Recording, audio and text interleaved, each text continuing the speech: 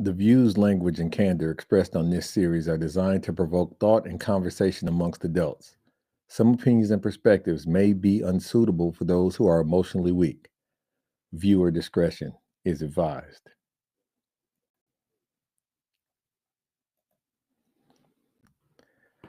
All right. Welcome to A Coach's Decision with Crispy Reed, where we dive into topics each week that could help you or someone close to you get through. Many of my clients are skilled at the game of life, but there are times when you have to protect the players from themselves. There are times when you need a coach's decision. My top client and producer will enlist the help of you, the audience, to navigate these times each week live. And we're going to have to get into something today that's real deep to him. What you got for us today? So thanks, Coach. So I'm your friendly neighborhood producer. And as Coach told us, I'll be fielding your questions, so feel free to drop them in at any time. So we can jump right into today's thought. In a world of 50-50, so it seems like it's only 50-50 or 0-100. But in this world and in this environment, where would someone like me, you, or just the average person, it don't even have to be Lauryn Hill, but where would they find reciprocity? I think the idea of reciprocation or giving back what you get tends to be jaded by the society in which we live in. So my mom used to have a statement that she said, fair exchange means no robber. And basically, it applied to the golden rule. And it's not that he who makes the gold makes the rules, or he who has the gold, rather, but do unto others as you would like for them to do unto you. And I think that we get into situations in life where we feel like people are doing good enough, or we make assumptions on how much they can give. And it all comes down to an effort game. We're in a society where winning is the goal. But if everybody's doing the same thing, then that's a tie. And so we're always having a compulsion to outdo each other. And that makes it difficult to navigate in relationships, whether they be professional or personal. So sometimes I think it's best if you have a group of people that encourage you or in your circle, once again, professional or personal, that you can feed off of, and it ain't always on you. Everybody got that girlfriend, that guy that when they go out, they got to make sure they got enough for his beer or his meal, just in case, because he tapping on this, he frisking himself and shit. You know what I'm saying? Because he ain't got it, but he out here in the new Yeezys. Like we all have those situations, or have had those situations, whether it be in college or whatever. But as you mature, you have to make sure that you're around people. We used the term equally yoked last week. And you got to make sure that's just that romantic. You have to make sure you're around people that's on your level, that's in your stage in life to the best of your abilities. You can't, Steve Harvey said this. Now I don't like to quote Steve Harvey very often, but everybody that came with you can't be with you or leave with you. Or like you said, Harriet Tubman said, everybody can't go. So you're saying we need to have equally yoked friends? Yeah. I think that, the one thing is, it's not inappropriate to count and take stock of all the relationships you have and see if your efforts are being matched. That doesn't mean if you giving bread, they giving bread in return. Somebody got to bake, somebody got to sew, everybody can't get rebounds. You know what I mean? But do you feel like you are being misused or abused? It's good to be used. Everybody wants to be useful. But when you start feeling misused and abused, that's when you start having that resentment. That's when you the one that's always doing the loaning. You always the one that's checking the ID to see if this person calling. That weighs on you. But when you have people that can sow into you and revitalize and refresh who you are as a human being, somebody that you can count on to balance you out. And once again, it's great to have it romantically, but then you got to make sure you got that stuff personally in your friendships and everything else. But with that being said, I think I remember you saying before that everybody's cup is different. So That's there's correct. 16 ounces, 20 ounces. That's correct. 44 ounces, Route 44, whatever it was called. Yeah. How do you deal with that? Because you said making sure they match the effort. You can feel it. Match the effort on it. They can. But so, and this goes back to a story I told my daughter. If we got people on the chat or on the live, you might hear this story for the first time. But my daughter was young, and we was driving, and we had just went by Sonic. And so I had my cup, the big boy, and she had her cup, the little girl. And we was driving, and she went through this thing where she wanted something, but she was scared to ask for it. And she told me the reason why she was scared to ask for it after a little bit of prodding was that I'm always giving to her. I'm always doing for her. I'm always buying her stuff and things. And I said, that's not your role in our relationship. Your role is to do what you're supposed to do based on what you have at your disposal. So look at these cups as an example. I'm a 44-ounce glass, and all you can ask from me is 100% of what I have for you. You a 20-ounce glass, but 100% of 20 is 20. All I need is your best. You know what I mean? You're not going to match up to me. You're not going to be the parent. Same thing in relationships that you have that may not be parental. Give what you have, and that person can tell you going balls to the wall, you giving all you got. And that person can obviously tell, and women know this way more than men, you could tell when somebody cheating you.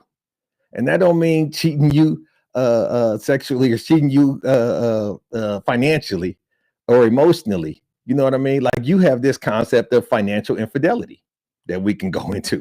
You know what I'm saying? It's a situation where it's not that I need you to be me, because we talked about that before. You don't want two of you. That's just too many. But you need somebody to complement your style. And how they complement your style is you see that they're not letting you outwork them. They're not letting you wear yourself into the ground, taking all your good years. And then when they good with you, they can go get something young and a new model. You know what I'm saying? If she's sweeping, I'm mopping. You know, I got to match her energy to make sure she realizes this is where I add value. And a lot of times people misappropriate their value. What say you, or what say the chat? I agree. People misappropriate their value. But I did have a question. So, okay, as a society, why do we think a tie is bad? Or is it bad?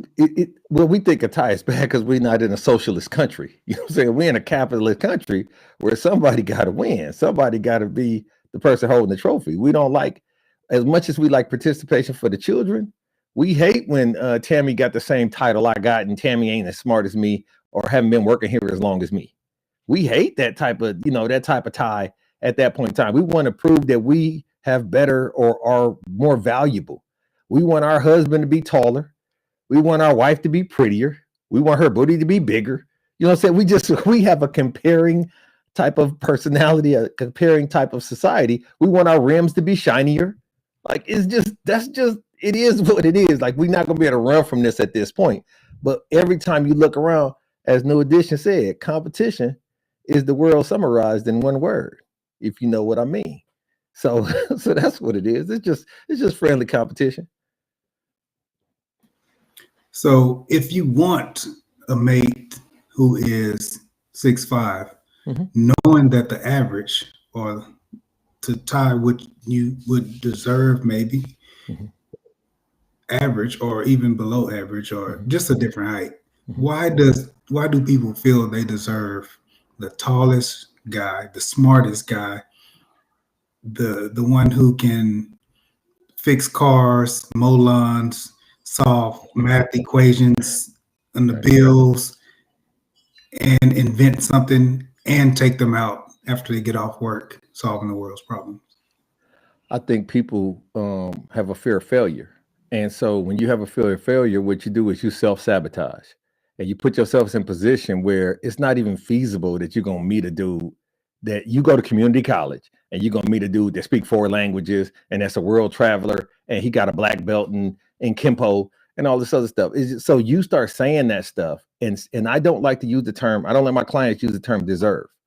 If you ever have anything you feel like you deserve, replace it with the term earn and see how you feel about that. Did you earn this promotion? Did you earn this girl's affection? Did you earn this car that you're driving? But saying you deserve love or you deserve respect or whatever, you got to earn that shit. Like, you can't come in with this deserve game. And unfortunately, we let people get away with a lot of times saying they deserve this and deserve that, and we don't check them. We don't ask for receipts. We don't say, what makes you feel like? What have you done specifically, verbatim, to deserve this 6'5" dude? You are 5'1". You are 5'1". Why would a 6'5"? Why would you even want? And everybody got their thing, you know what I'm saying? Whatever floats your boat, find your lost remote. But the reality of it is if you willing to stand on that and give me receipts as to why this was always your dream, and these are the things that you've done to attract the 6'5", you found out this is where 6'5" dudes go, and this is where 6'5" dudes like to eat, and you've done created a life to cultivate how you can earn the affections of a 6'5" dude, have at it. But if you say, well, I'm me, like, shit, like, you know, because I'm a good person, man, that's the one right there. I'm a good person. I'm kind-hearted. What the hell? You can't take that to no Bank of America, no Wells Fargo, and get nothing. There's no business perspective or a small business loan that says how good of a person are you on the application. Don't nobody give a damn about that.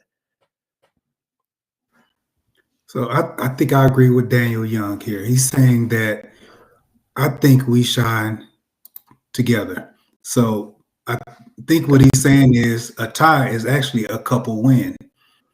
Yeah. You people. So this statement that behind every good man is a good woman.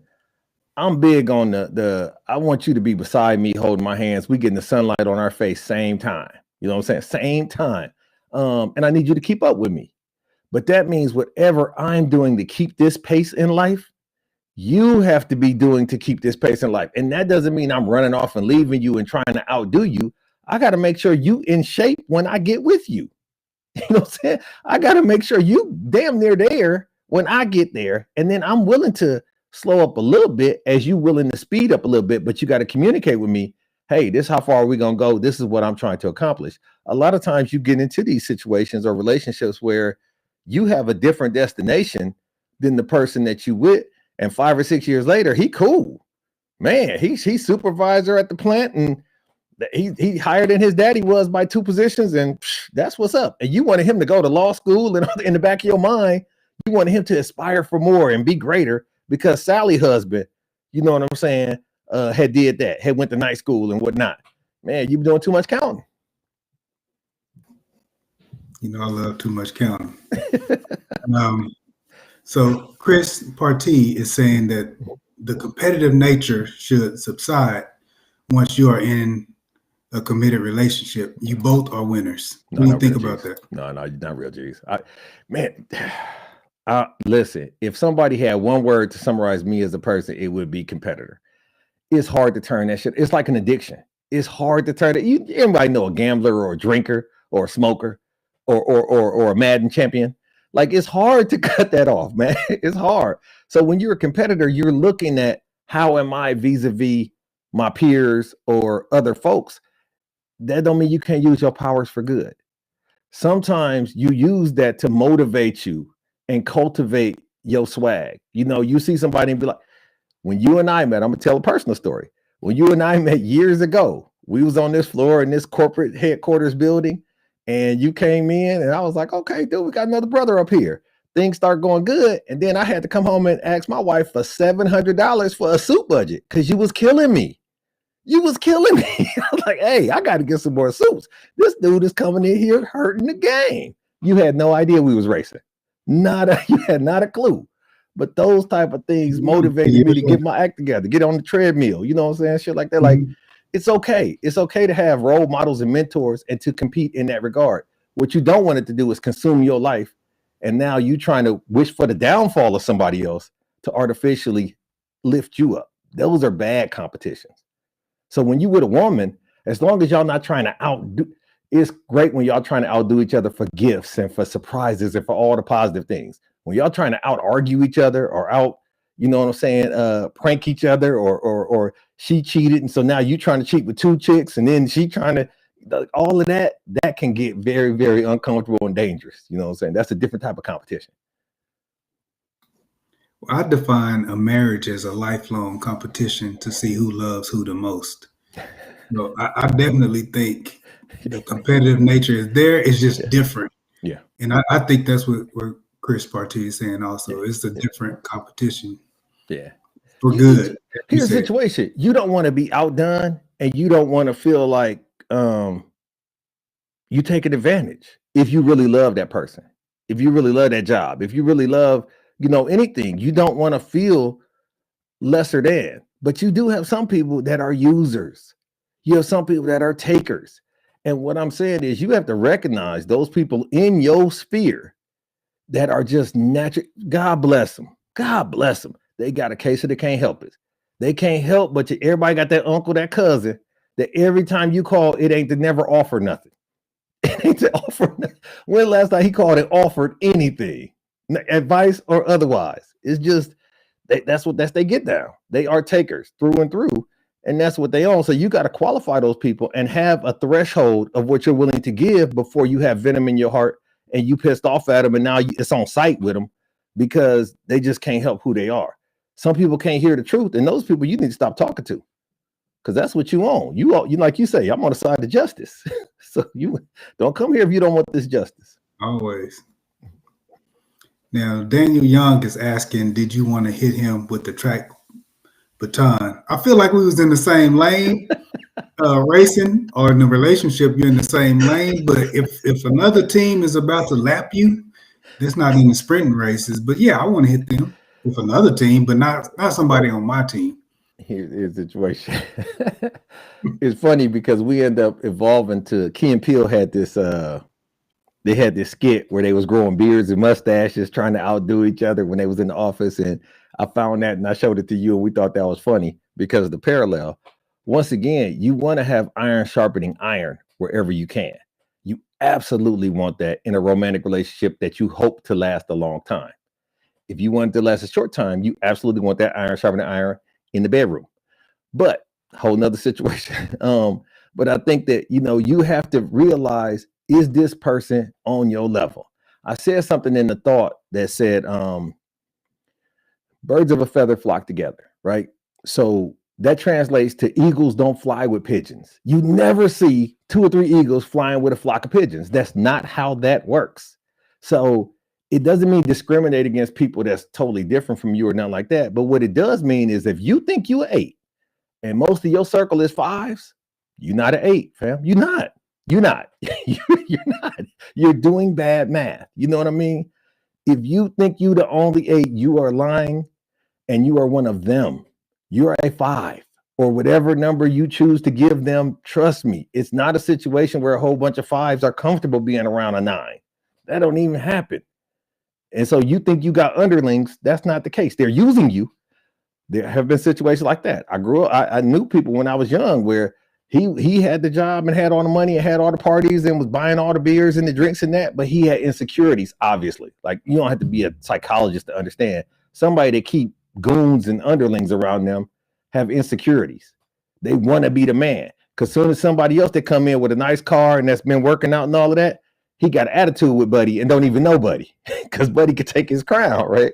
So you just got to be good with yourself, but also you got to get around people that's going to motivate you. You can't run a race and become faster if you always racing slower people. You got to have a rival. You got to have a rival. Now, there's been times in my relationships where the rivalry has gotten a little heated.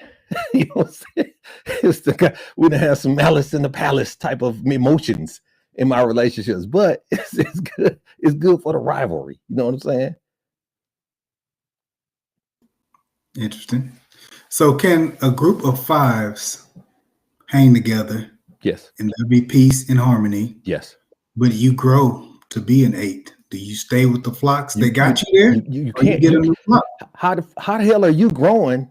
That doesn't even make sense. Y'all, fish grow as big as the tank. So you in a small tank, you can't grow that's not how science works. You know what I'm saying? You're not around all these 5s and even thinking 8 thoughts. You're not even thinking 9, 10 thoughts because you with a whole bunch of 5s. So you exposure expands expectation. You have to expose yourself in situations where you can't, use N words and have your bra strap showing in the back at this party. Like, that's not, if you want to be on that, be on that. You got to commit to the bit. You got to pull a D wheel. You know what I'm saying? Change the whole wardrobe. Start talking different and everything. Enunciate. All of that. Dang. So can the group, and this is to Jasmine's point, she said that's a healthy competition. Check the 4 people around you. Yeah. So can the whole group of 5s grow to 6 together? Absolutely. And that's every young team that ever existed, but y'all started with a common goal and accountability. Y'all started with some accountability, and y'all was willing to call each other out and be like, hey, I thought this was we was on. I thought that we was on this pace and headed toward this destination, and you fucking up the church's money. You holding us back. Hey, we gotta let you go. Started off with too much cargo. You know what I'm saying? So I want to ask you Daniel Young's question. Okay, give it to me. Can a group of 8s decrease to 6s? Man, so this a whole nother. We don't have time for this today, but we had a we had a conversation about voting people out the family, right? about cancers and about people bringing you down like Bobby did Whitney. Go ahead. You don't want to argue this because you argue this every time I blame it on Bobby. So I know if you want. It was not Bobby. It was Whitney. She was older. She was the one. Man, so anyway, you can become distracted by your surroundings and end up letting somebody infect your style. And so, yes, you have to, carve that out. I call it pruning. You have to prune your life and make assessments periodically to see, is these people on what I'm still on? You could be in a relationship where y'all start off, y'all in y'all 20s, y'all smoking, drinking, and chilling, riding around, you know what I'm saying, 808s and everything else. And then by the time y'all 30, she over that. You know what I'm saying? And she done found the Lord and all this and all that. She got to realize, can you go still with me? Because I have matured beyond that. So you got to get somebody that's on your pace. Once again, they got to keep up with you if you're aspirational. Or if you're just trying to retire, you got to let them know, hey, I'm about to be off that. I'm just letting you know up front. I know this is what we've been doing. I'm no longer going to have interest in that. So, whatever the case may be. Like I almost broke up with a chick one time because she went vegan.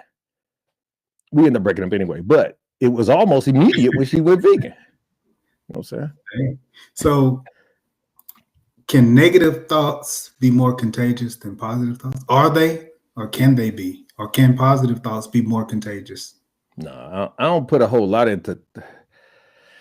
I know you start with you, but when you talk about your surroundings, it's all about actions. You know what I'm saying? It's not a shame, It's a problem when you're not acting in the right way. Thoughts are gonna happen because you get into your own head and you have all these other things. When you start trying to articulate and convert people, I don't have converting conversations. Y'all might think I'm not trying to convert y'all to anything. I'm just telling y'all my opinion. You know what I'm saying? If it don't apply, let it fly. But in the idea of negative thoughts, sort that out and figure out what works for you. Because if you just sitting around thinking negatively, that's a different level of conversation that needs to be had with somebody qualified. But your actions allow for other people to dictate what you really on. Like, some Missouri type stuff, show me. So I believe in the actions more than the thoughts at that point. And I'm sure that I have all kinds of thoughts that I would dare not share with my wife. Right.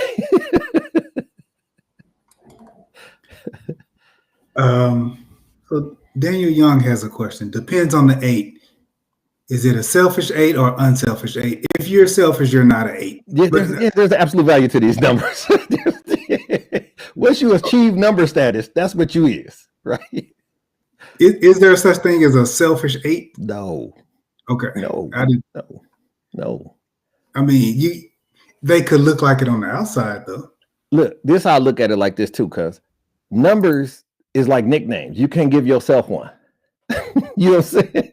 Somebody else has to qualify you as an 8, 9. If you're a woman and no dude has ever said you was a 10, you're not a 10. Ta-da, we there. You're not a 10. Whatever you are, ask dudes. Ask 5 random dudes, what number would you give me? Do the average, and that's your real number. You're welcome.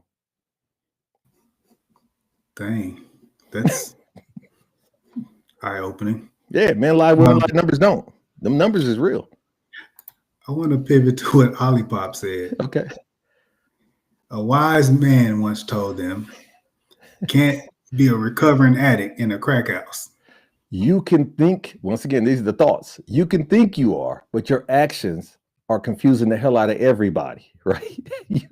That's just not how it works. You got to get there and sustain something in order to teach someone how to. I had this statement one time, and I know we're coming up on it, but if you never been to Maine and I never been to Maine, I can't take your ass to Maine we're going to main together. I can't tell you nothing.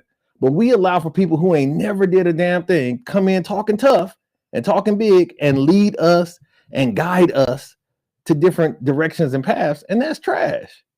You know what I'm saying? So I think that in the idea of you deciding you want to move on, you got to commit to the bit. You got to be all in on certain things. Ain't no such thing as halfway crooks. Well, the last thing I wanted to ask you about is you said that you don't think you're better. Mm-hmm. No, I do think I'm better. You talk about you, the proverbial you? No, I thought it was you. Like you said, you don't think you're better than your best friend. That's you true. Think, but that's a true statement, though. That's a true statement.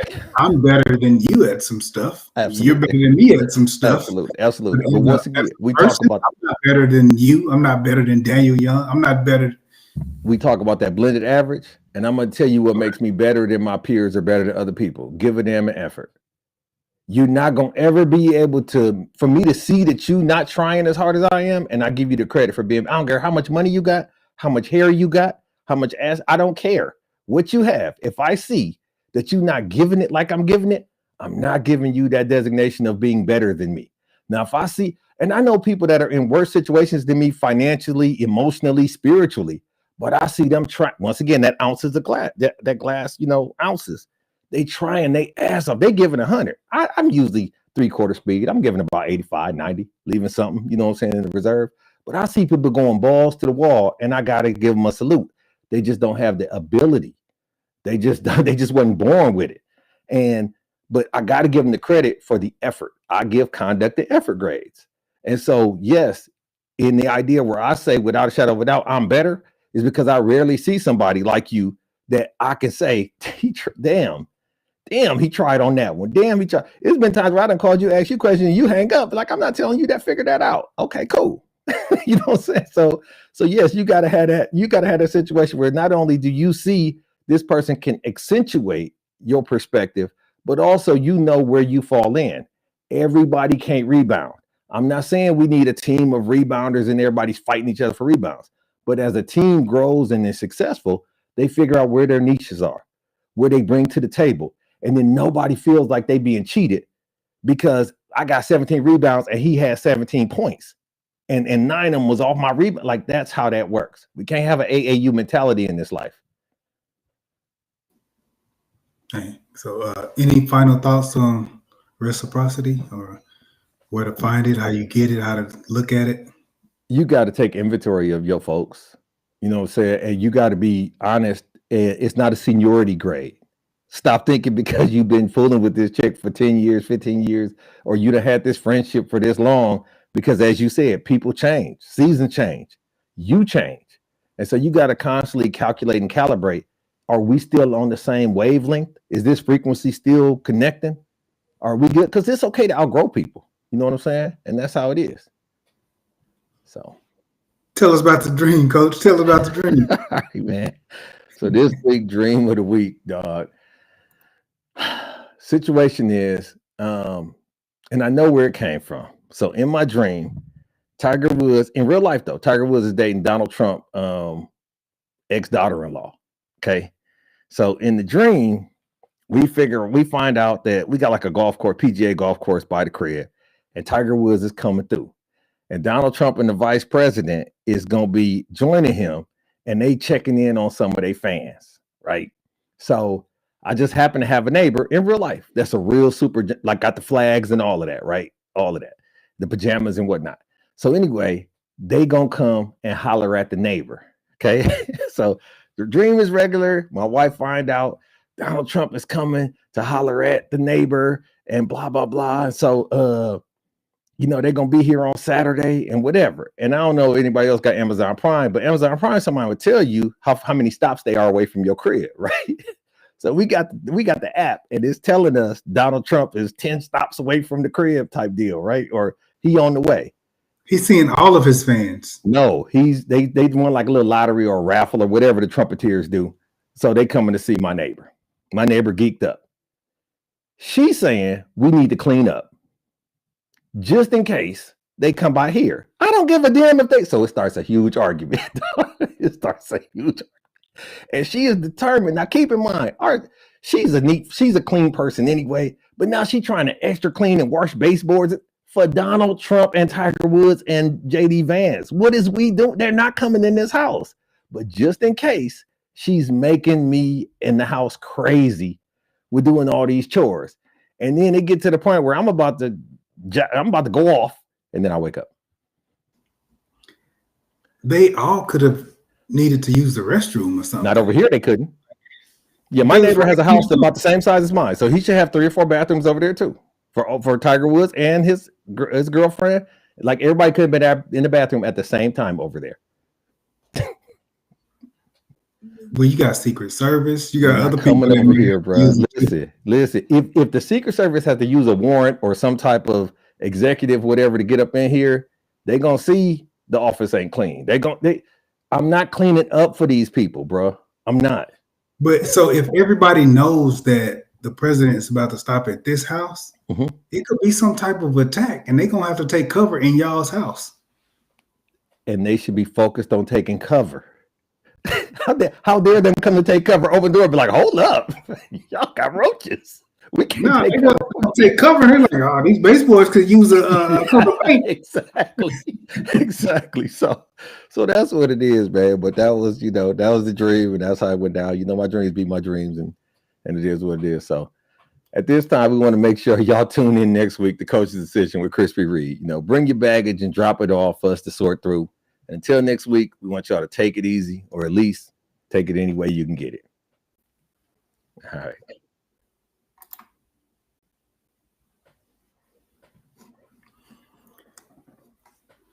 Cool. That should be, it do be flying, but